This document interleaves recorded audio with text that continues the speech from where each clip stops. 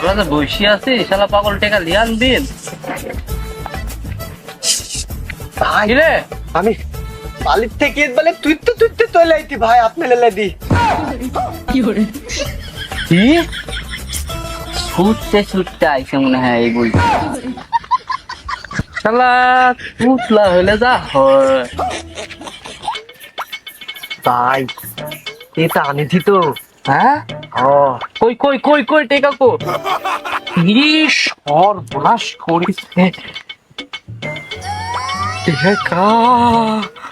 এত খেলি টেকা কিরে পাগল তুই